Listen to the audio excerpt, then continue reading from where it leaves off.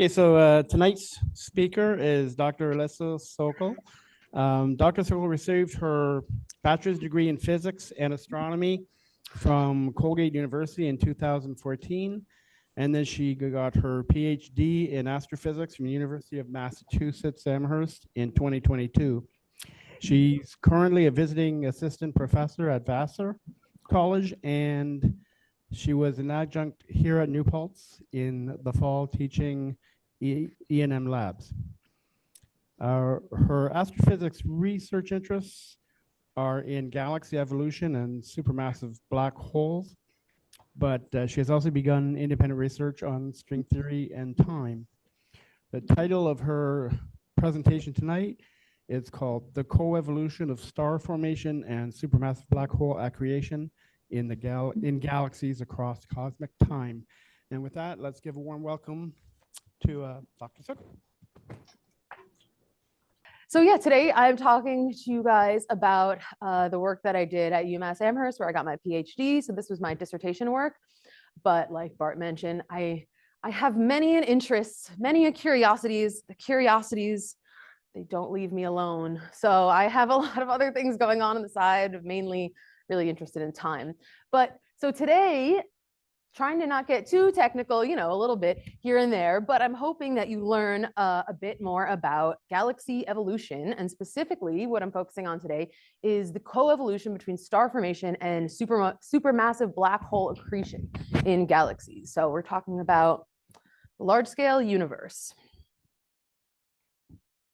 And I can't change my slide. Oh, wait, there we go. Okay, I don't know what happened. All right, so if we start at the beginning, right? This talk is a tale of galaxy evolution.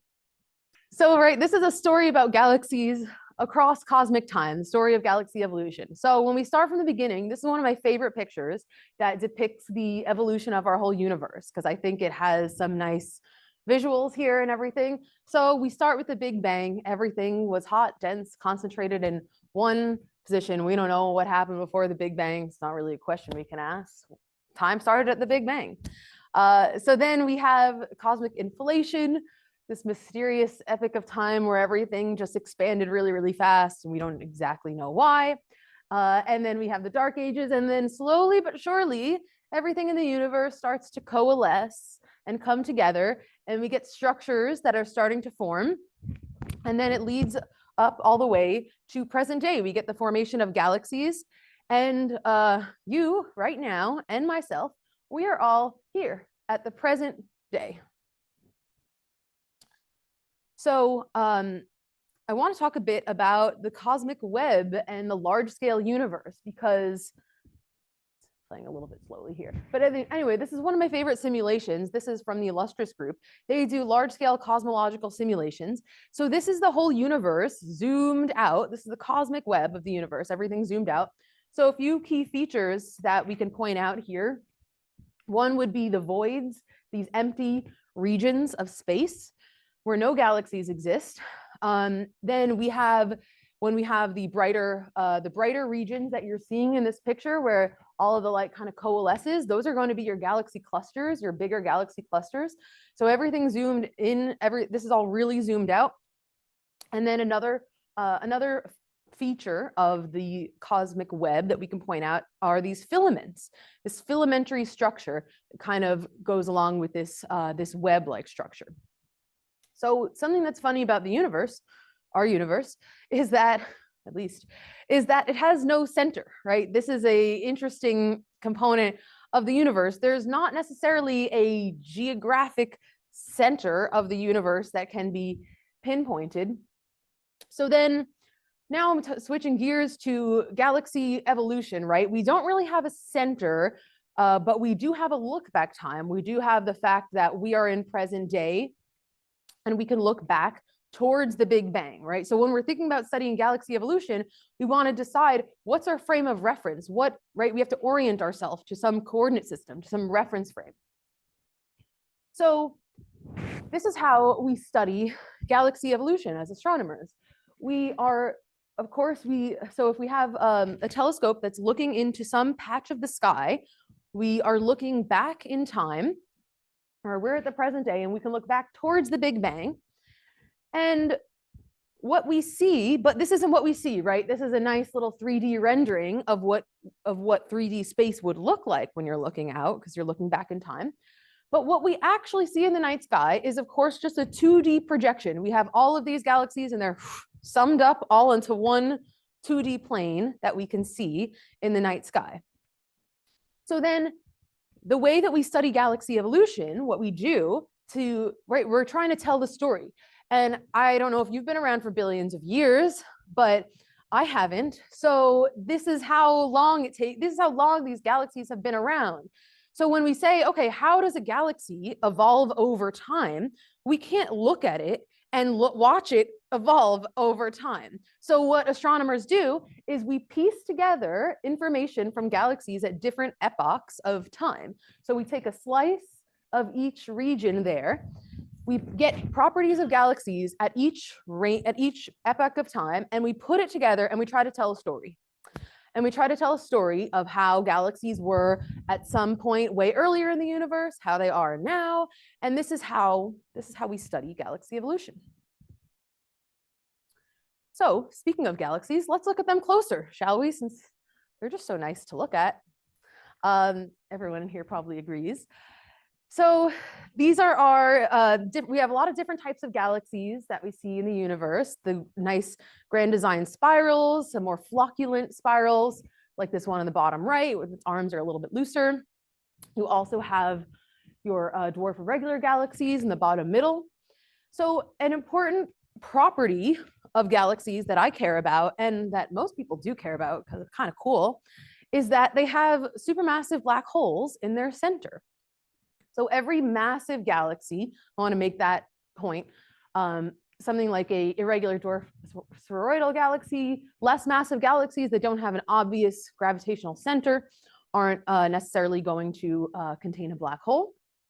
But so we have these supermassive black holes in the centers of massive galaxies.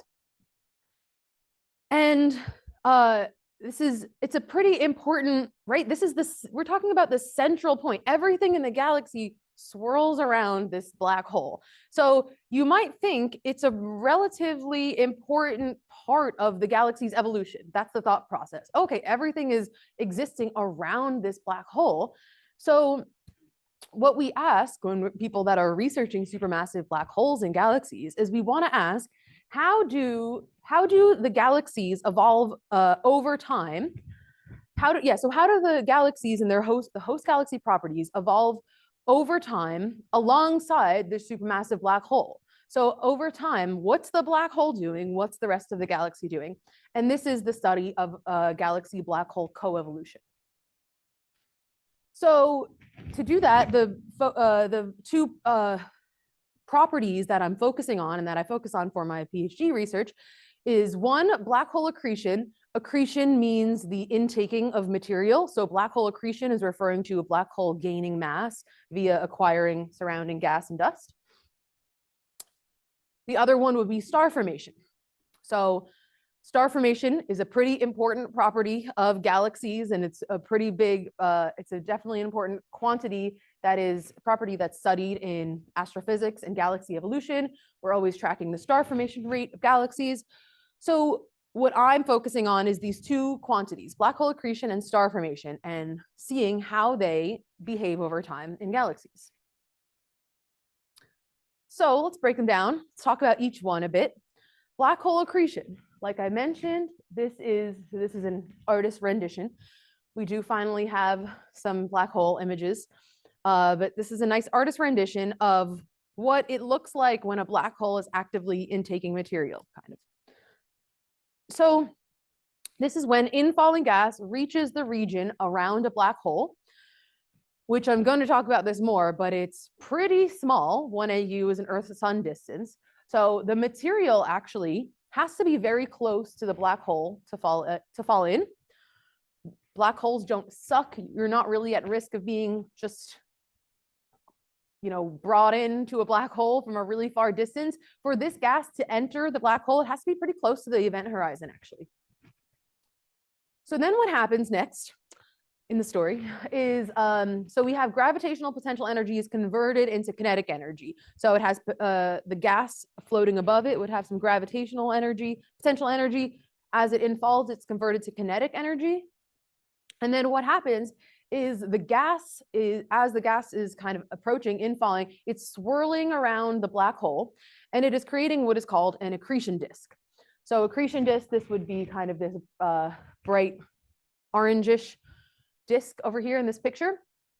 So it creates this accretion disk. And I just want to say that active black holes, so when a black hole is actively accreting material in a massive galaxy, these are among the, we call them AGN, active galactic nuclei. These are the most luminous objects in the whole universe. So that's why I had to study them for my PhD. So we can parameterize here the accretion luminosity. So in terms of ways that we would parameterize this, put a number to it, we would have the accretion luminosity, we call the bolometric AGN luminosity, and it depends on the accretion rate. So in physics, when you have a dot over a letter, that's indicating it's a rate with time. So it depends on the accretion rate and also some efficiency factor. So this is saying that the efficiency factor is saying that not all of the gas that's around the black hole is going to make it into the black hole. So there's some conversion rate. It doesn't all make it in. Some of it ends up swirling around. That M dot rather, is the accretion rate. And so to put some numbers on this to give us a sanity check idea of how much mass these black holes are eating, typical black hole accretion rate, if you were fueling a black hole on the order of 10 to the 7 to 10 to the 9 times our sun, and this is the typical mass of these, I forget if I mentioned it, mass of the supermassive black holes between 1 million and 1 billion times the mass of our sun. So something like that would require 2 to 200 suns per year, solar masses per year.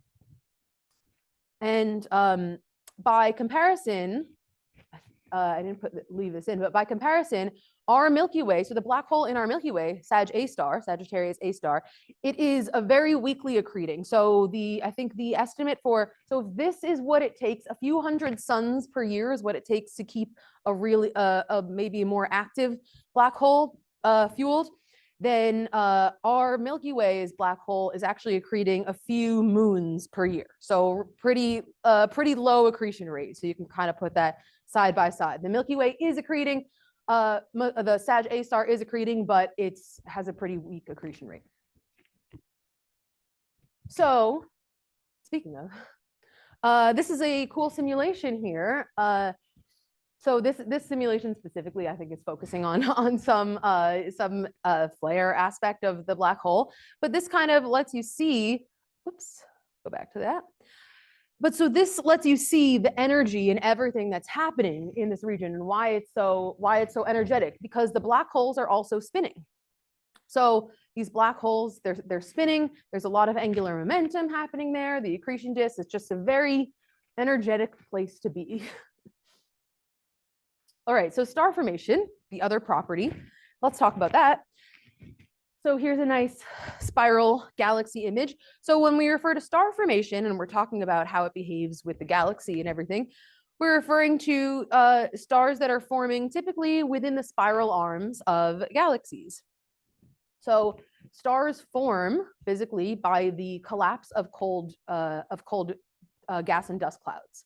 So in the interstellar medium. So all of this gas and dust that exists throughout these spiral arms, all these lovely things that we see in these beautiful pictures NASA gives us. This is always good. This is pretty much going to be your interstellar medium. This is where your stars are going to be born. So this process requires, just like the black hole accretion requires gas for a black hole to accrete, you need some more fuel. This process also requires gas. This is kind of the recycling nature of the universe. Everything is born out of these gas and dust clouds, and then everything recycles. So we need cold molecular gas in order to form stars.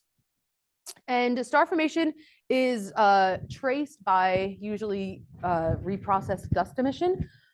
So ionized H alpha. So this is when you're seeing the pink in these, typically in a photo like this, definitely in this photo, when you're seeing those pink, those pink regions are H2 regions. So that is a massive star that has gone off and emitted really high energy photons and has kicked off the extra, it's ionized the hydrogen that's around it. So those pink regions are telling us, when we look at this picture, you see that pink, telling us those regions are actively forming stars. So typical star formation rates, to put some numbers on this, so we would call a galaxy with a really high star formation rate a starburst galaxy. Starburst galaxy would have a star formation rate of around 500 solar masses per year, like a few hundred solar masses per year. By comparison, the Milky Way isn't really stacking up very well to all these examples that I'm giving. The Milky Way has a pretty low star formation rate. Milky Way star formation rate is about 1 solar mass per year. So that's considered on the low end compared to a galaxy that is really actively forming stars. So how do galaxies get their fuel? So back to the story that we're telling here. We're saying that we're trying to understand how galaxies and their black holes evolve, where we've talked about black hole accretion, we talked about star formation, and the commonality between them is they both need fuel. So for the black hole to grow its mass, it needs surrounding fuel. For stars to be born, for stars to form in a galaxy, it also needs fuel. So this is kind of where everything comes down to.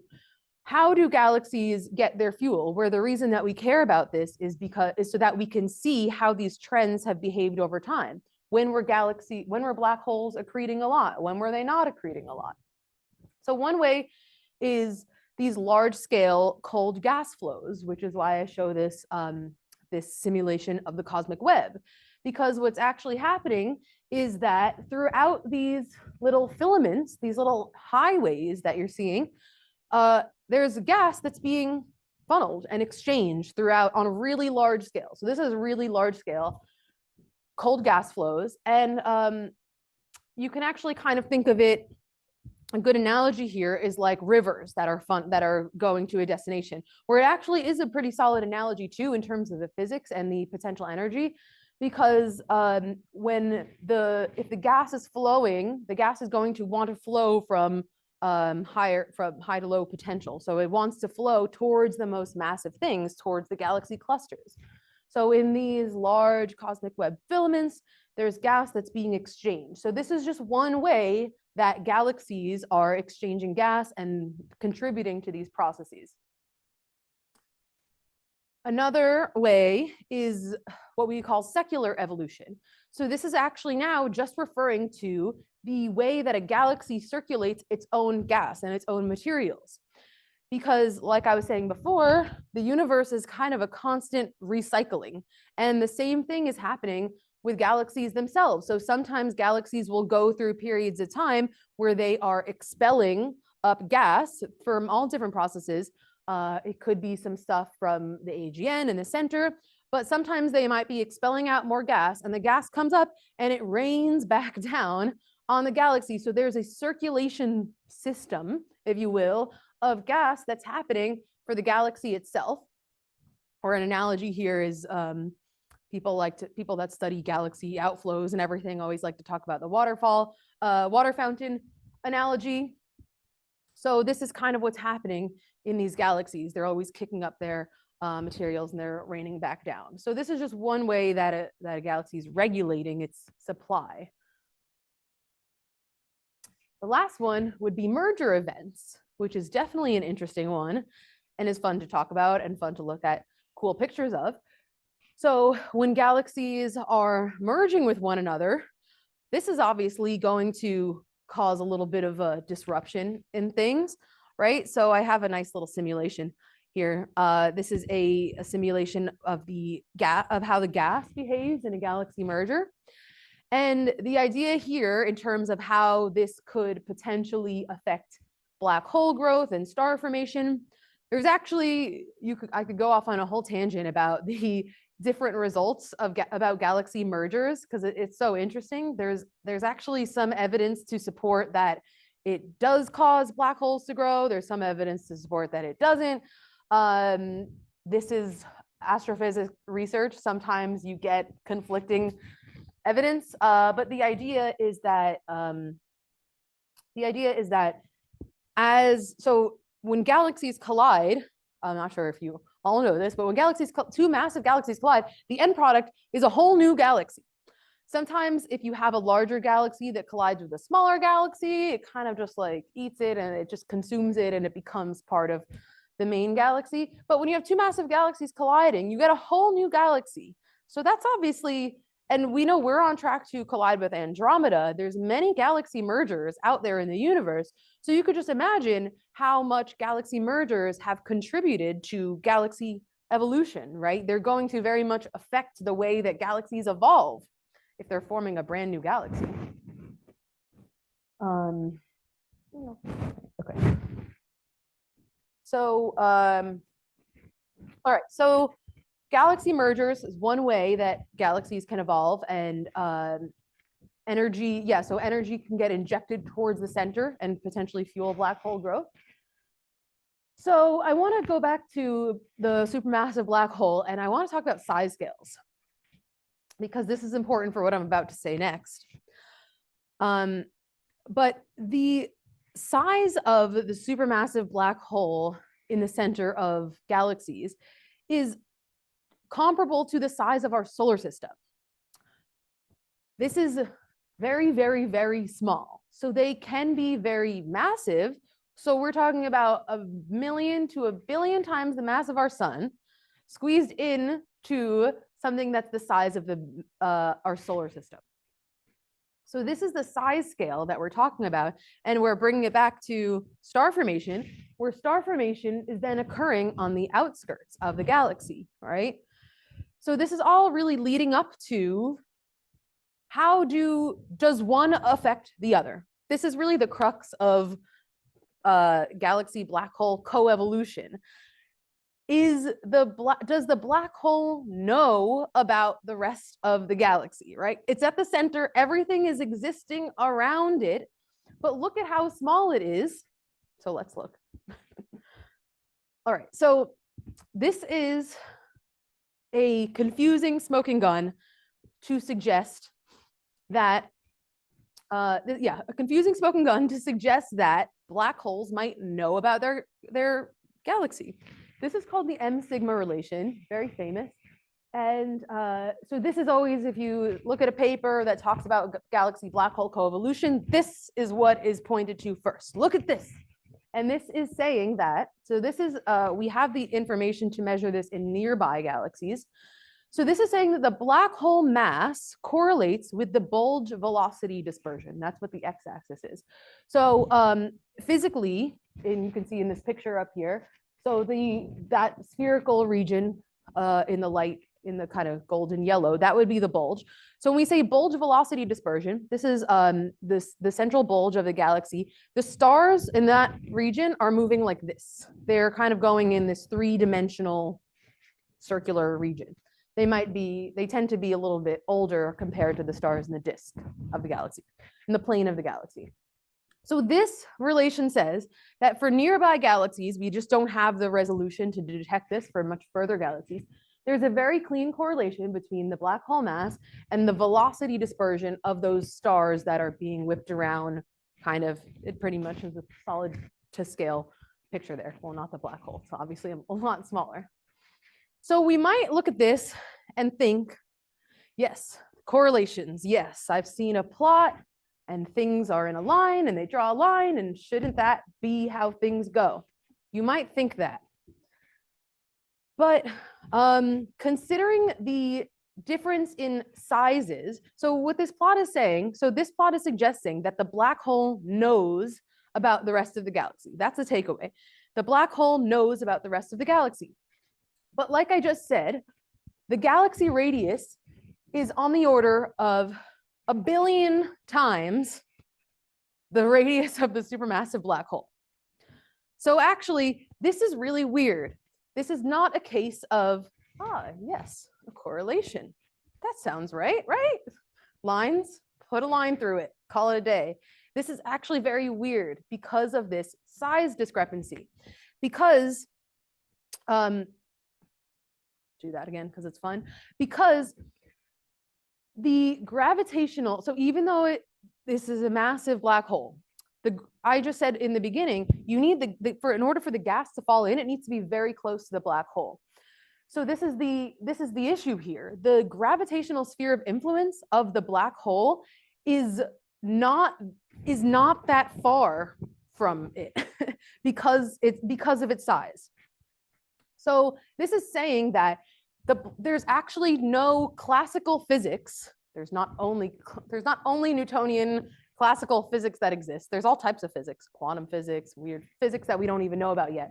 According to the physics that we've all been living in the same reality under, there's no real explanation for why the black hole should know about the rest of the galaxy, because the size of influence of it is a lot smaller than even the bulge. The bulge goes out to about 30% of the 30 to 40% of the radius of the galaxy. And yeah, it shouldn't know about the rest of the galaxy. So this is the baseline of, this is really, yeah, this is kind of the foundation. We say we're seeing this in the local universe. So this is also only in the local universe. We see this, we say, okay, that's weird. The black hole knows about the rest of the galaxy. First off, how and why? We don't really have the means to answer that necessarily, but we'll try to answer whatever else we can. And the question that we ask ourselves from this is, does this, I'll put this visual up because this kind of helps. Back to this visual, right? We're seeing that correlation at the edge of the universe, well, where we are at present day. So then we ask ourselves, is this a fundamental truth? Like, is this something that is just baked into the physics of galaxies and black holes? Do all of the black holes in all of the galaxies since the first galaxies, was this true everywhere? Or is this something that evolved to become like this? That's basically the question that we ask when we see these relations. Was this always the case? We don't have the data to figure out if it goes out to really high redshifts, out to earlier in the universe, or so yeah, is it set primordially, or did galaxies evolve to get to this point? Okay. So, whoops, I was distracted by the comment. Okay. All right, so the other plot, to go into some more plot territory, but I'll explain what these mean. So this is the other piece of evidence that we talk about to suggest why there would be, so again, to zoom back out, what we're talking about is there an actual connection between the star formation and the black hole accretion in galaxies? Is there an actual connection? The other piece of information that we have to suggest that there could be is this similarity in shape between what's called the star formation rate density and the black hole accretion rate density. I'll explain what these plots mean in words, but but they're going as a function of time. So I labeled now towards the Big Bang. So this is describing the global evolution of how rapidly your galaxies are forming stars compared to how rapidly your central supermassive black holes are gaining mass. So when we look at this for the whole universe, we see, well, for the data that we have, as a function of time, we see a similarity in shape. So this could suggest that maybe there is some more connection. But let me just go one by one and just explain in words what this means. So I put this picture under so you can kind of see again. So this is a volume averaged property. A plot like this is made this needs big number statistics. So to make a plot like this, you need a lot of galaxies. So this is a number statistics kind of game. And what this plot is saying is that sometime earlier in the universe, towards the Big Bang, galaxies had a star formation rate, right? They're doing their thing. And then over time, all of a sudden, it ramps up and there's some epoch of time, which would be that redshift 2 peak, which would be 10 billion years ago, or like 3 billion years after the Big Bang. All all of a sudden, at some slice in time, the galaxies are forming a lot of stars compared to what they were before. And then all of a sudden, well, not exactly all of a sudden, and then it slows down. So we're saying Big Bang happened, galaxies form, they're forming stars. All of a sudden, they're forming stars a lot faster, and then it slows down. And then they're not forming stars as fast on average. Very average property. So it's basically saying, well, the thought process that we go is, what was happening at this time, right? Like that's the next thought process. Oh, at redshift 2, oh, all of a sudden the galaxies got really good at forming stars at this time in history. So potentially could be caused by a lot more cold molecular gas, potentially more, galaxy mergers. Yeah, so one possible explanation is that, oh, at this slice in cosmic history, maybe galaxies were really colliding a lot faster. Maybe there were a lot more galaxy mergers.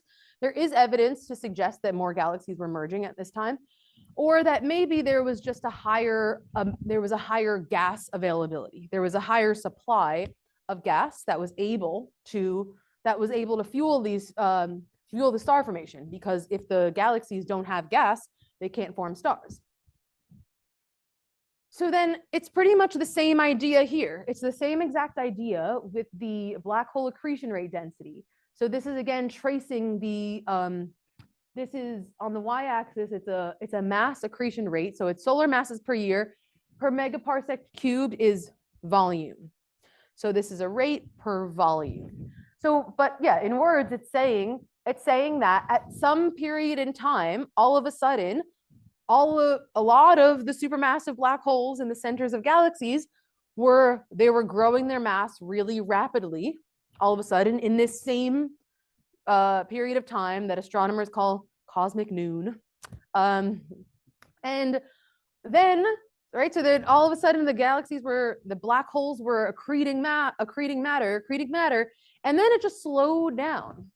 And then we are now at present day, redshift 0. It just slowed down as it got towards the present day. So what's interesting though about this for the black holes is that, so this is a zoom in of an active galactic nucleus. So there's a lot going on here. It shouldn't be that surprising that, oh, that really, really tiny thing that emits no light at all in the center of our galaxy is really hard to study. So there's even more reasons beyond the obvious that these objects are very hard to study. There's the central accretion disk. There's a torus shape of dust, so a donut-like shape of dust around it called the torus. There is an X-ray corona, so there's a spherical region of really hot gas. And the takeaway is that there's a lot of different wavelengths that we can study these objects at. And because of that, and they don't all agree. They're not all going to give you the same information. And it's also going to depend on the orientation that you observe them in. So sometimes, meaning you can get your telescope will measure something different if the galaxy in the black hole is facing you this way versus if it's facing you this way. You can actually get something completely different. The other thing is that the way that astrophysicists have sort of separated themselves research-wise is that there tends to be the group that studies AGN and the optical, the group that studies in the dust, the group that studies X-ray. And they don't necessarily all talk to each other as much as you would think. They do, but they don't. There tends to be a little bit of, there's a separation there. Everyone's doing their own method. They're all doing their own thing. So this just makes it difficult to get a cohesive picture. So the moral of the story here is that we have these trends, right? I've said these trends are similar. They have a similar shape, but they are actually not created for the exact same galaxies. So it's all these different research groups getting all these different statistical populations, all these different mishmash sample sizes and samples, but because they're not created for the same galaxies, the evolution of this ratio is poorly constrained. So that means that we don't know how they behave in the same galaxies. Now, the significance of this is, oh yeah, just to talk about what it means. So back to what this physically means. If these, so looking at the SFRD and the black hole accretion rate density up there. So if they were perfectly so what we would infer from the data, if they had a very similar shape, so if you got these for the same galaxies and they had a really similar, like the exact same slope or something going down to present day, we would be able to say maybe that the astrophysical processes of black hole accretion and star formation are a bit more tied because they could be occurring in lockstep. If they are, and this is the evolution of the ratio of these two with the existing data, just so that you can see that the ratio of them is poorly constrained. There's a lot of different possibilities. If they have completely different shapes, meaning if the black hole accretion like drops off like this and the star formation drops off like this, then that would tell us maybe they're not as correlated as we think, because that's basically tracking how they evolve whether or not they're evolving as over time in lockstep, these two processes. So a little technical here, but we'll just touch on it. So this is what we, so in terms of how we actually study this, so we're just getting into how we actually study this. This is the spectral energy distribution of a galaxy. And what I basically ended up doing for my thesis is I said, all right, this is a mess. Nobody's talking to anybody. Nobody has a cohesive sample. Nobody has a cohesive methodology. So I said, allow me to spend years of my life going into rabbit holes. Yeah, I said, why not? I'll go for it. And so basically, so I said, how do we design a study that can do both? We don't have these trends for the same sample of galaxies. So to get closer to putting both of them together, because there's star formation and black hole accretion that can be happening in galaxies, we would have to look in the infrared portion of the spectral energy distribution. Infrared equals dust. So this peaked region here that's highlighted in the blue, so this is showing the dusty portion of the spectrum for a galaxy. And so we say, all right, let's choose our galaxies based on dust. Let's look at the galaxies that seem to have a lot of dust, because dust happens in star formation happens in dusty regions, and a lot of black hole accretion can happen behind dusty regions. So then the method here, so right, we're focusing on these two properties, black hole accretion and star formation. So again, this is the spectral energy distribution of a galaxy. And what I'm looking at here, we showed all those nice pictures of galaxies, right, in the beginning. I'm not looking at those. When you study galaxy evolution, you're looking at dots. So, and I mean, I wasn't even looking at the dots. I was looking at a giant table of numbers. So, sometimes astrophysics research gets a little grating. Shouldn't be surprising. So we're taking a dot of light and we're getting a lot of information from it. So we take a dot and we put it into the spectral energy distribution, and the AGN, the black hole, emits in the same region that you can get star formation information.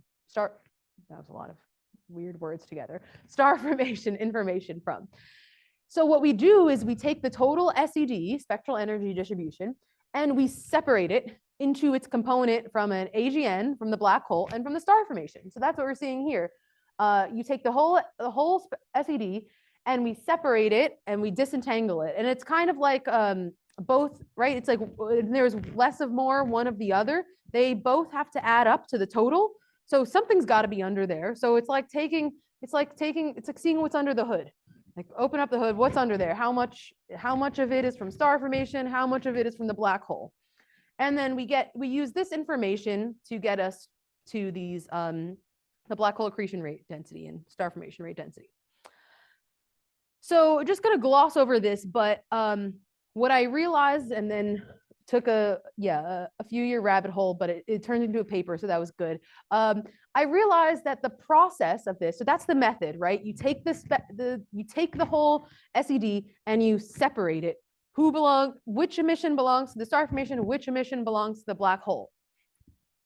As I found out when I was going through all these papers, this process is fraught with bias and all these decisions that need to be made, and there's a lack of data.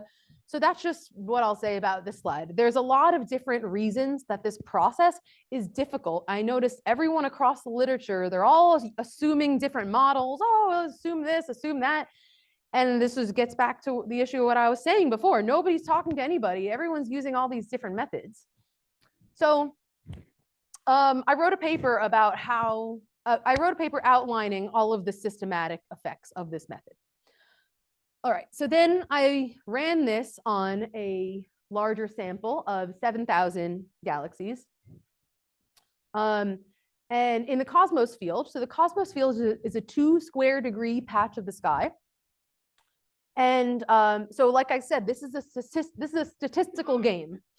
So I basically tested it on a smaller sample that had more data, but this is before I ran it on this huge sample. So 7,000 galaxies, and I did the decomposition, and for each galaxy, I got a luminosity from the black hole accretion. I got a luminosity from the star formation, right? Just these 2 properties that we're really keeping track of.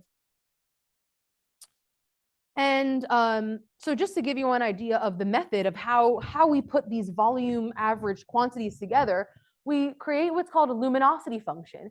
And so luminosity functions, right? You can kind of imagine you're looking out into the cosmic web and you're looking out into some grand densities of galaxies.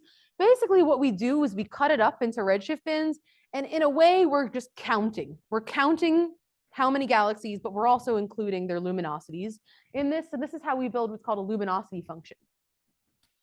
And this is how, so this is a little bit of the behind the scenes of how we get these like big volume average quantities, right? It's like, how do we get this property that's, for the whole volume? And I'll just tell you, it's really annoying to do. The details of these calculations are annoying when you're dealing with, the expansion of the universe. Stop expanding. All right, so then we can put together these luminosity functions. And so this is the star formation rate density plot that I got. It's not that exciting to look at, but I do want to point out this bump here because that's not a fluke in the data. It's kind of a cool teaching moment. This is a galaxy cluster, actually. So this is the cosmos field, this patch of sky that I'm studying. At redshift 0.7, it has a galaxy cluster. So that's what this bump is, actually. So we see that in the data. That tracks. That's good. And how much do I want to get into this? How much time? What are we trying to? Okay. Yeah. Okay. Okay. Yeah. No, I'm whoops. I went all I said nope, we're gonna end there. No. No, I don't have all that much left. So hopefully the visuals are showing up. So okay. So okay, so the black hole accretion rate density. So I want to give some context about this, which all right, so X-ray is a really popular wavelength regime to study active galaxies because around the black hole, there's a sphere of hot gas. It's called the X-ray corona.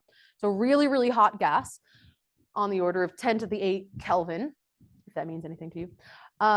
And so, but the issue is that really thick regions, right? So I mentioned there's a lot of uncertainty in the regions of the universe where there's really thick gas and dust, because regions that have really thick column density of gas and dust can absorb photons, can absorb certain free energies of photons, and that will prevent us as astronomers from studying them.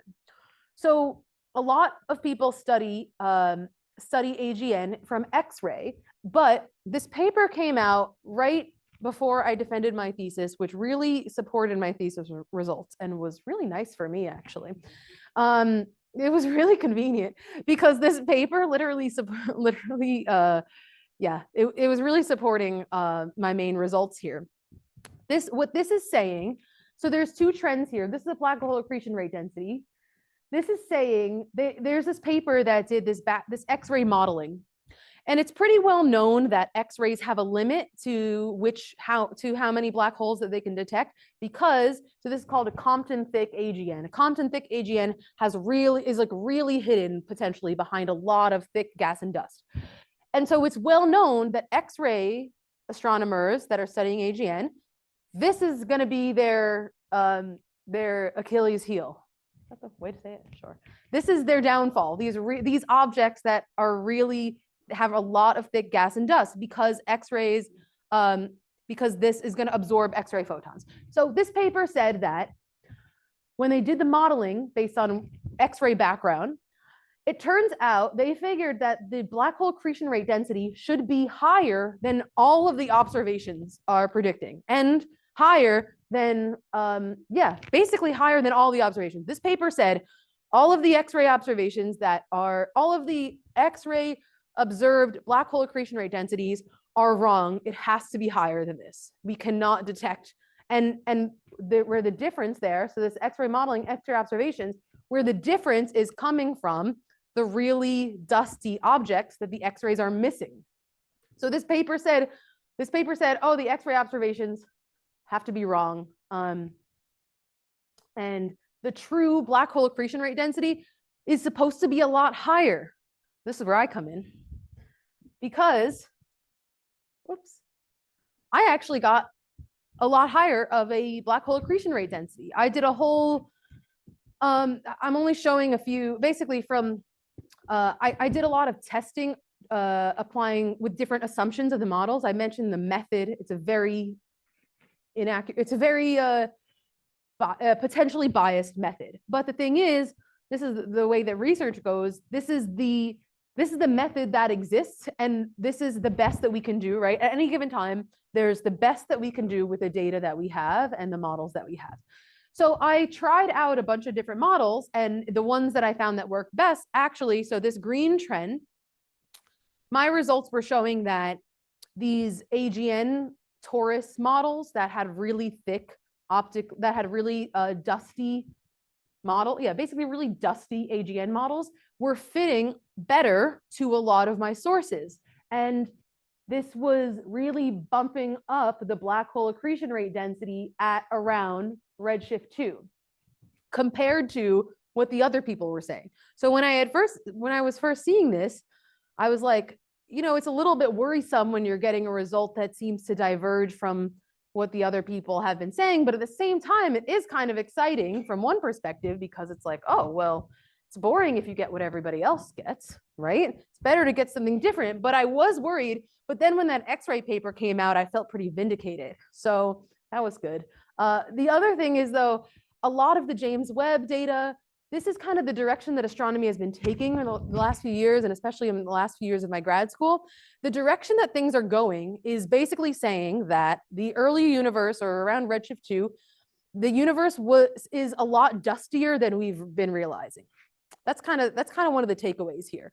That's where things are headed with James Webb, and what James Webb is able to detect.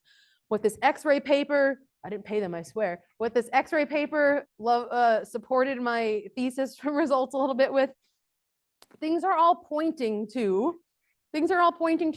oh, we're missing a whole lot of really dusty objects. And there could be a lot of black hole accretion happening behind these dusty objects that we have been ignoring. We've been tossing them out in our samples because we can't tell. That's where things are headed. So this is one main result I thought was cool. So yeah, and this red one is from a previous infrared one. And then the other result, oh yeah, so this is now, there's a lot more plots here, because I made these trends because I fully took into account the uncertainty of the method for my research. So I tested it with a lot of different types of AGN models. But now we compare the drop-off rate, the steepness. So now we're back to, does the black hole accretion happen in lockstep with the star formation? So this is now showing this is just showing the star formation rate density scaled a little bit with the black hole accretion rate density. And the black hole accretion rate density is a lot steeper. So that's kind of what I was saying before. So the result here for what I got, where the significance here is that I actually did this, I actually made these for the same sample of galaxies, where before everything was all jumbled around. I made it for the same sample of galaxies, and I used a uniform method that I also tested. So using all of that, we're seeing that we're seeing that the black hole accretion rate, right, that really higher trend is dropping off a lot steeper, a lot faster to present day than the star formation rate density is going a lot shallower. So basically we look at that and we would say, since they're so different in steepness, that would indicate that the astrophysical processes of both black hole accretion and star formation are probably not correlated. And it seems that black holes were accreting more efficiently at high redshift than stars were forming. So that's what my results were saying. My results were saying that the black holes were doing their own thing at redshift 2, and the stars were doing their own thing as well. So my results are saying that they're potentially not correlated. So that is that's 9 o'clock on the dot. That's good. Yeah, so hopefully that made sense, and thank you guys.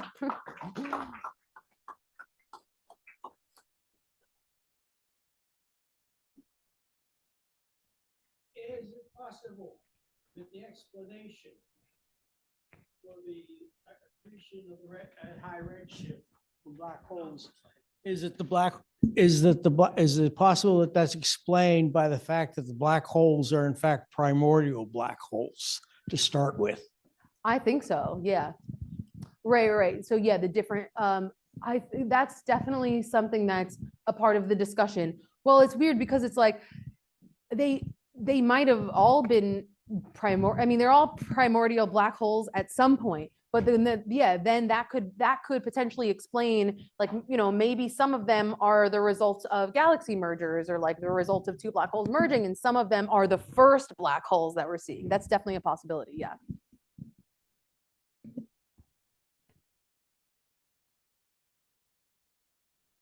Cool. I had one. Yes, I was going to pass the microphone around, but since it's hot, I may have been distracted slightly. But when you said, "Do black holes know about the rest of the galaxy?" What is it that they are knowing? I guess is the thing. Yeah, the properties. So that's the thing that they're knowing about is the fact that what's so puzzling is that there's such a tight correlation between the black hole mass and the bulge velocity dispersion. So the mass of the black hole and the speed of the stars that are swirling around in this rotating around the black hole. And classical physics says that there should be no correlation because there's no gravitational physics connection between those two. So there shouldn't be such a tight prediction, such a tight correlation. So it's when we say no, it means being able to predict the properties of, yeah. I'm not sure how relevant this question is, but it's just a general question on black holes that I've always been curious about. Yeah. When the mass accretes, as matter falls in it, okay, does the black hole increase by the rest mass of the incoming material or the relativistic mass because it's going at high speed when it enters? Oh, cool. It pretty much I don't think it's the relativistic mass. I would say the rest mass, because it's like the idea is that once it crosses the event horizon and once it becomes like once it crosses the event horizon, it's added to your standard black hole mass. So rest mass, yeah. One up here. Well, yeah, energy substrate.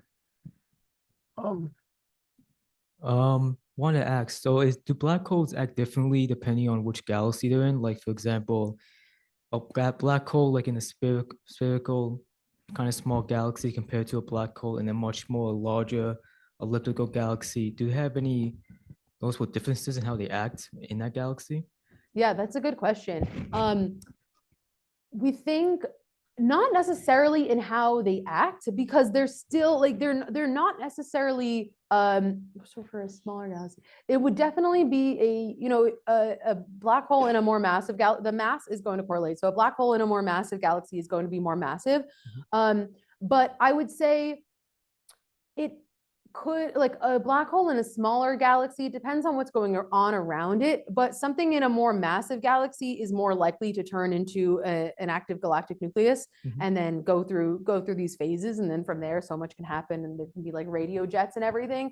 But there isn't necessarily like a baseline, like, oh yeah, black holes in these types of galaxies do different things, because they're all kind of like, unless they're going through that active phase where then there's a lot of different things they can be doing.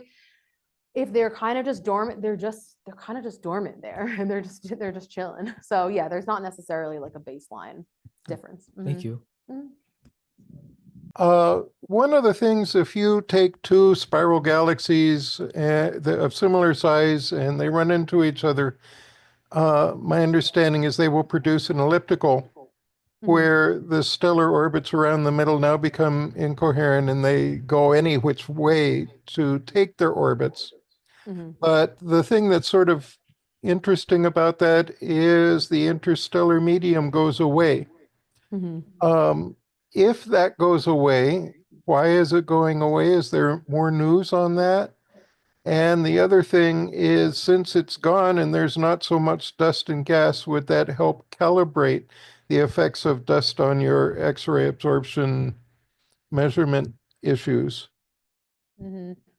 So you're referring to the fact that sometimes, so I think that you're referring to what we call quenching, which is like a galaxy shutting off its star formation.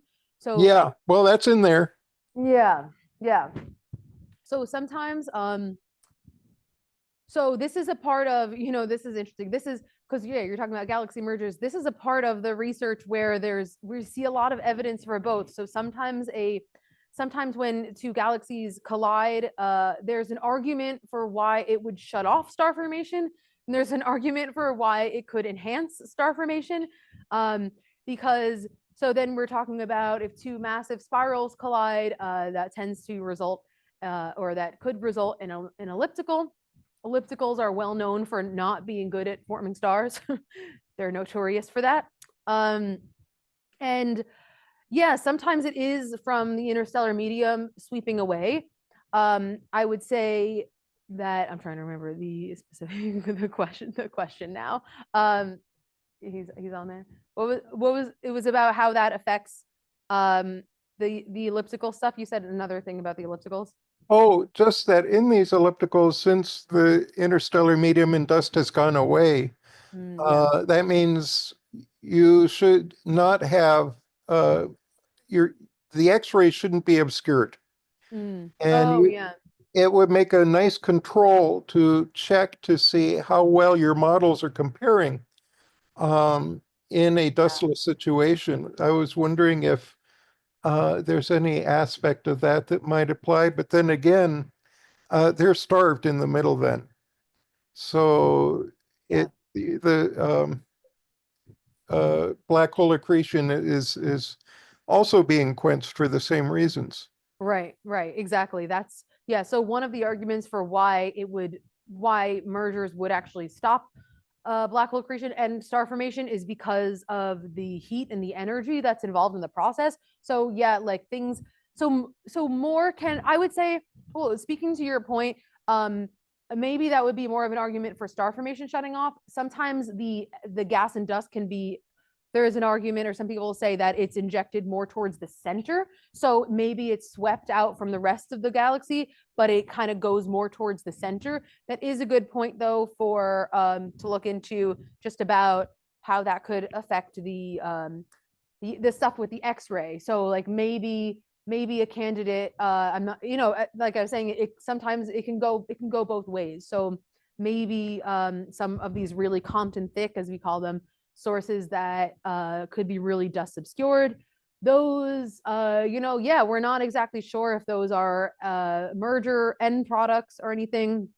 But yeah, so if there is a lot of heat, a lot more heat injected into the galaxy, the key thing about star formation is you need cold, dense regions. So sometimes when there's a lot of heat that's injected into the system, it's going to slow down or shut off the star formation for a while, which is what he's talking about with the gas clearing from the elliptical. But yeah, definitely interesting and to think about with the X-ray stuff.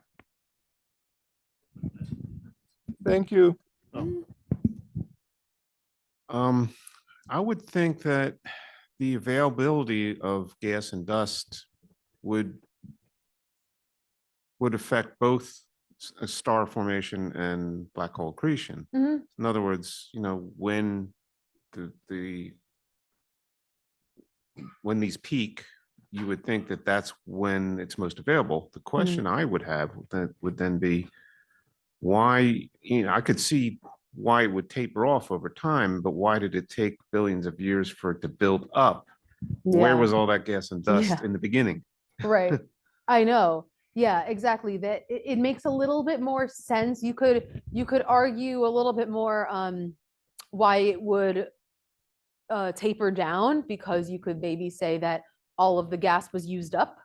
But in terms of why it ramped up in the first place, that's not even necessary. Yeah, we're not even entirely sure. And in terms of, right, if everything is conserved in the universe, where was that material? So either it was it could have just been in transport, right? It could have just been, if we're talking from the early universe towards redshift 2 as it was ramping up before it slowed back down again, we could be talking about the early structures just starting to form. So in the early processes of galaxy formation, so then maybe right in the large scale universe, the cold gas flows were kind of on their way within the filaments. So maybe it was just taking a long Right. time. Yeah. I But see. yeah, it's definitely a part of the open questions here of Right. even if the conditions at redshift 2 were just like excess gas, it's like why and how did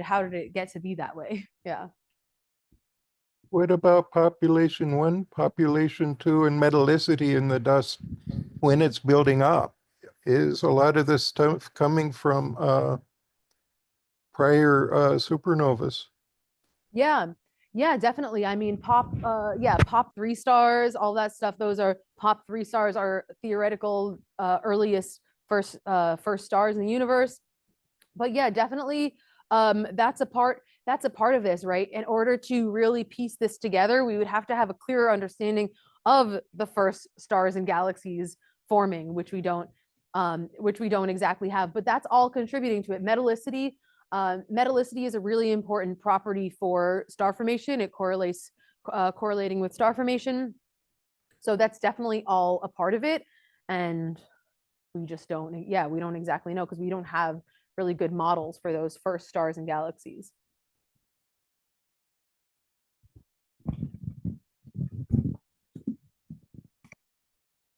I had a question. So at which point, I know in the beginning, everything was kind of like a plasma, right? And energy. It hadn't formed into matter yet. So is there any part of that maybe just wasn't matter yet? And that's why it didn't start accreting until later?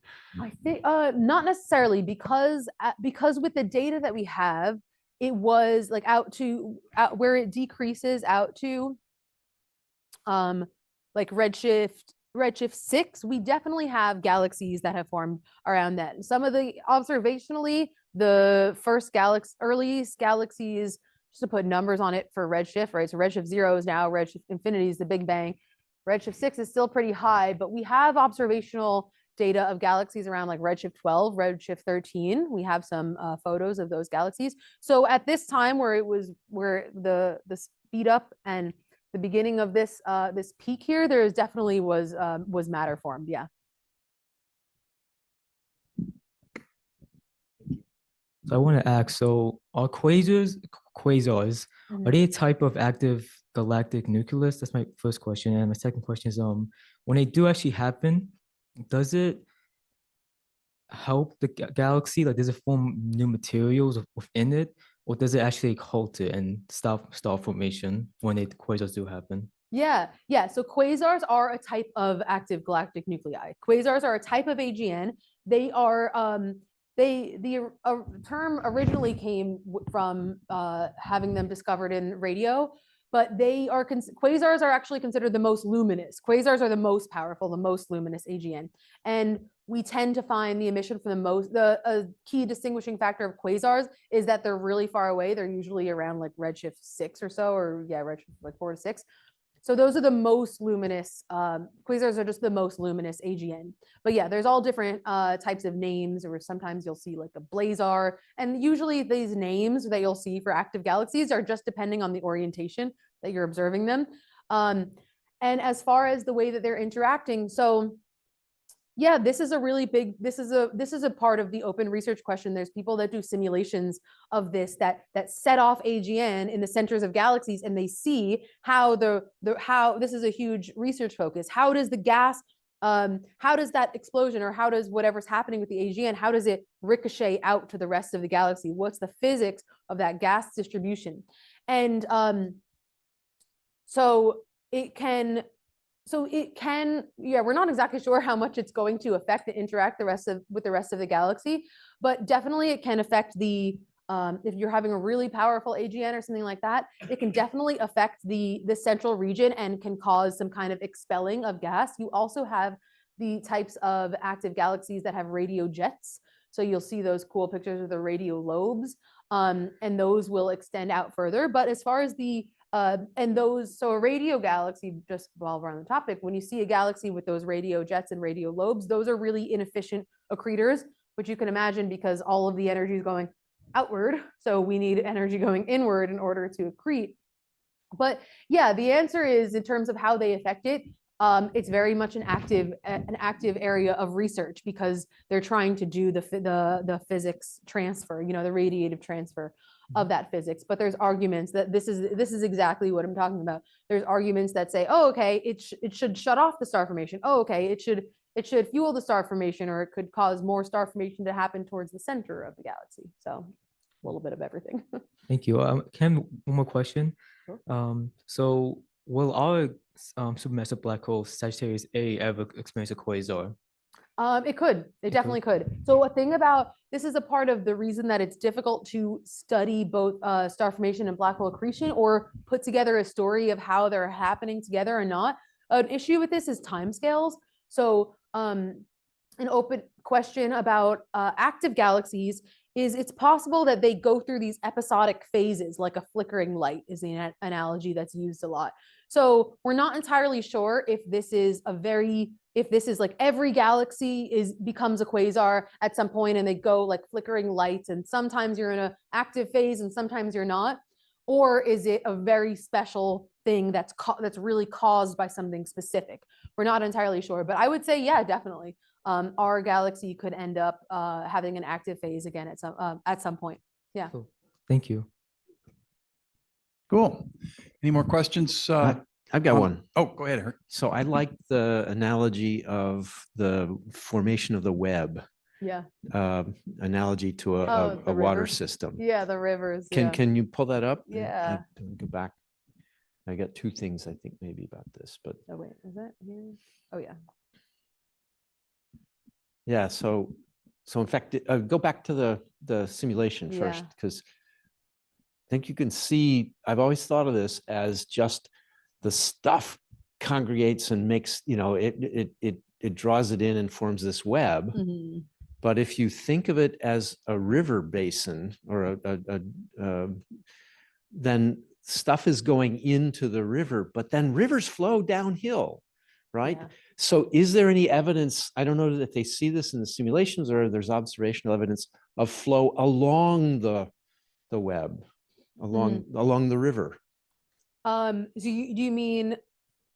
Oh well, do you mean like in a direction that's not intuitive or something like that? Well, Or, I've 'cause always that's- thought of it as merging in to form the web, and then I didn't think any farther beyond that. But so that's if the it's a river- river, then the river flows into a lake or a bigger river or something like that. So here, so is there lake flow? the galaxy cluster. The Is- lake is the galaxy cluster, Right. and then the rivers are the path that it takes to get there, where it makes sense. Well, so that would be it flowing along. Are you asking something different? Is Am I it misunderstanding? flowing along those like channels? Yes, it is. It It's is. flowing- Okay. mhm, yeah, through the I think I filaments. missed that a long time Oh, ago or okay, something. yeah.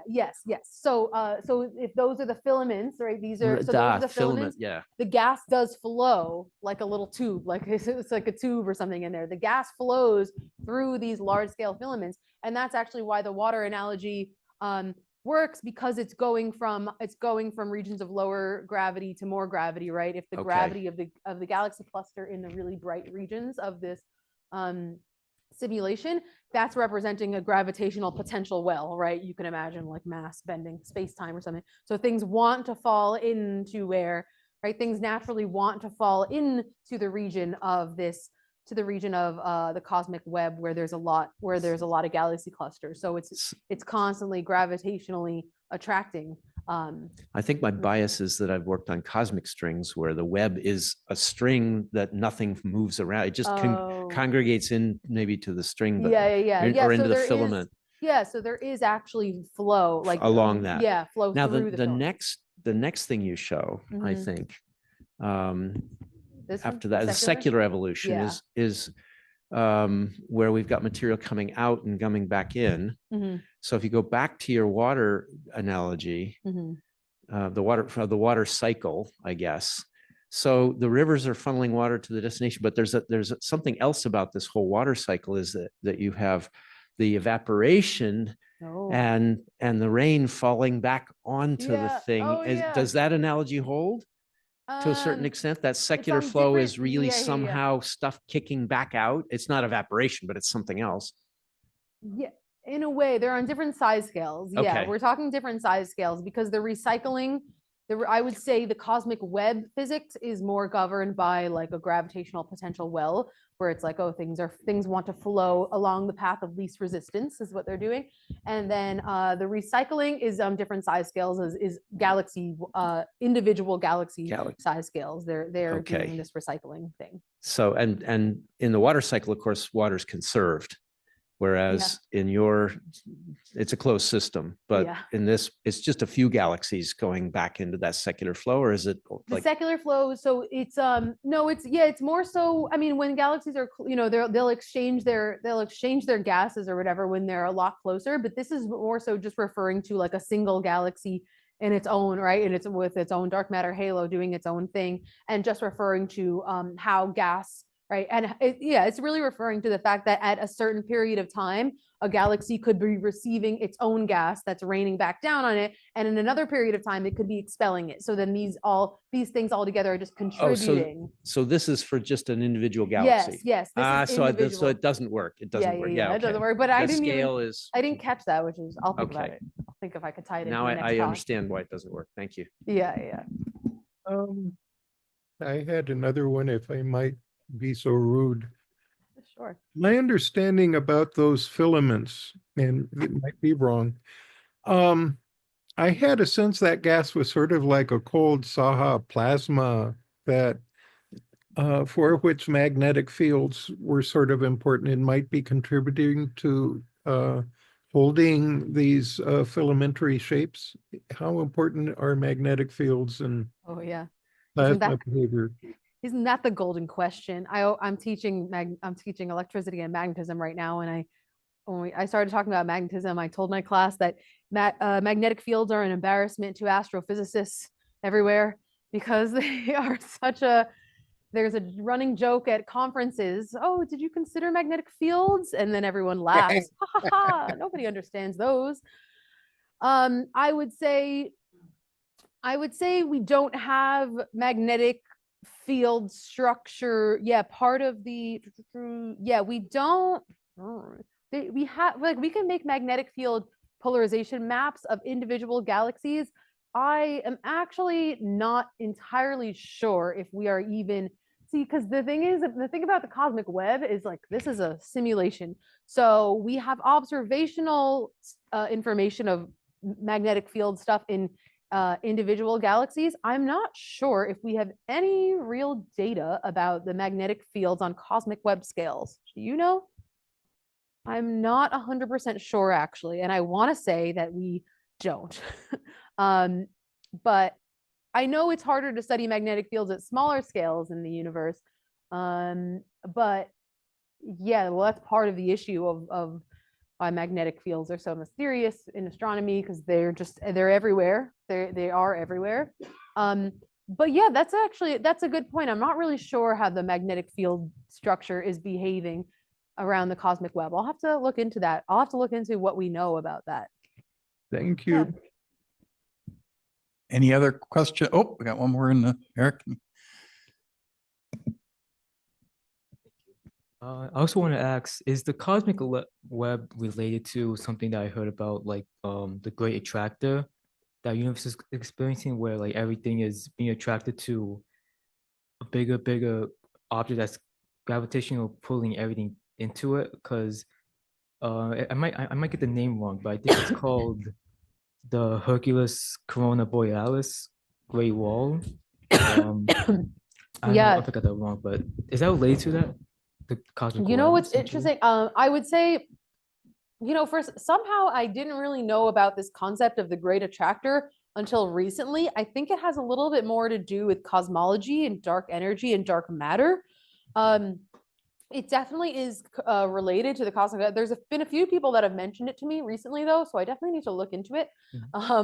And just so I can know what everyone's talking about with the great attractor, I do think it's a little bit more related to just the overall dark energy, dark matter content of the universe. But that would definitely have an effect on, that would be related to the cosmic web and everything. Yeah. Okay. The great attractor. Yeah, I'm not 100% sure, but I definitely need to look into it. Yes, yeah, a few people have mentioned that to me, the great attractor thing. Thank you. I don't know, I haven't Getting heard of close it. to time to wrap up, but are there any more Zoom-based questions out there? No hands out there. Okay. In the room? Everybody good? All right. Well, thank you, Dr. Sokol. Thank you. It's so nice to have a black hole presentation I don't have to argue with. All right. Thank you so much. For those in the room, afterwards, we've run down to Pasquale's. If you'd like to join us, welcome. And we'd love to have you. And if you'd like to join us too, that'd be great. And other than that, we will close the meeting down. Thank everyone for their attendance. I'll see you next month.